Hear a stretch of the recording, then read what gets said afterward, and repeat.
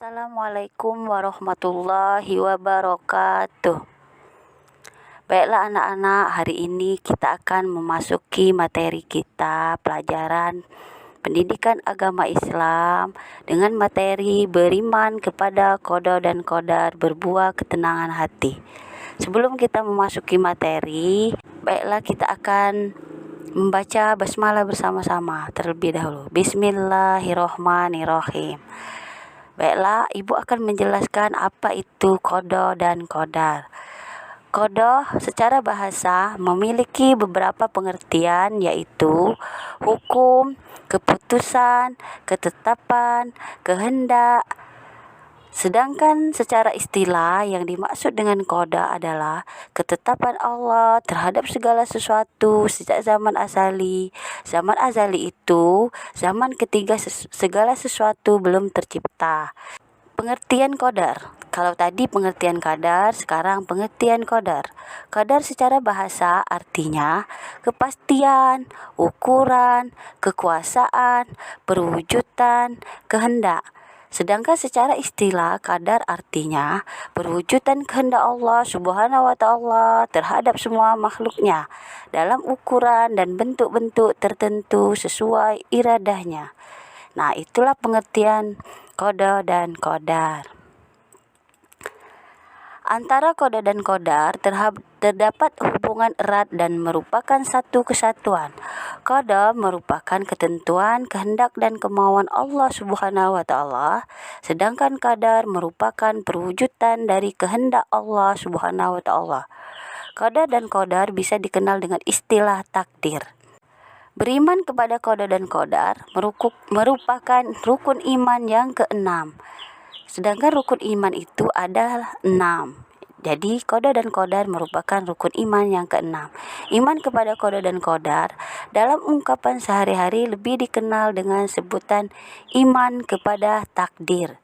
Iman kepada takdir berarti percaya bahwa segala apa yang terjadi di alam semesta ini, seperti adanya sehat, adanya sakit, hidup dan mati, rezeki, jodoh seseorang merupakan kehendak dan ketentuan Allah Subhanahu wa taala. Dalam Quran surat Ar-Ra'd ayat 8 dijelaskan, A'udzubillahi minasyaitonirrajim. Bismillahirrohmanirrohim. Wa kullu sa'in dahu bimisdar. Artinya, dan segala sesuatu ada ukuran di sisinya. Quran surat Ar-Ra'd ayat 8. Pembagian qada dan qadar. Pembagian qada dan qadar ada dua.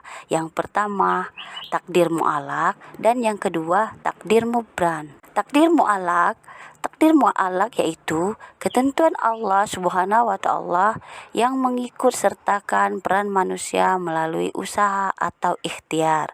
Contohnya ada 3 takdir mu'alaq. Yang pertama kepandaian. Misalnya kepandaian manusia itu bisa diperoleh dengan usaha. Yang kedua kesehatan. Kesehatan itu bisa kita jaga agar kita selalu sehat hidup di dunia ini. Ketiga kemakmuran. Kemakmuran maksudnya kita bisa meraih kemakmuran dengan usaha dan doa. Itu termasuk takdir mu'alaq. Ada 3. Yang pertama kepandaian, kedua kesehatan, dan ketiga kemakmuran. Yang kedua yaitu takdir mubran. Apa yang dimaksud dengan takdir mubran? Takdir mubran itu adalah ketentuan mutlak dari Allah Subhanahu wa taala yang pasti berlaku dan manusia tidak diberi peran untuk mewujudkannya. Maksudnya takdir mubran tersebut tidak bisa kita ubah. Contohnya takdir mubran antara lain jenis kelamin, ajal, usia, api, memiliki sifat yang panas, bumi berbentuk bulat, gaya gravitasi, kejadian kiamat dan sebagainya. Semua itu tidak bisa kita ubah, lain dengan takdir mu'alaq. Jadi takdir mubran itu adalah kekal, tidak bisa diubah oleh manusia. Ada beberapa manfaat beriman kepada qada dan qadar.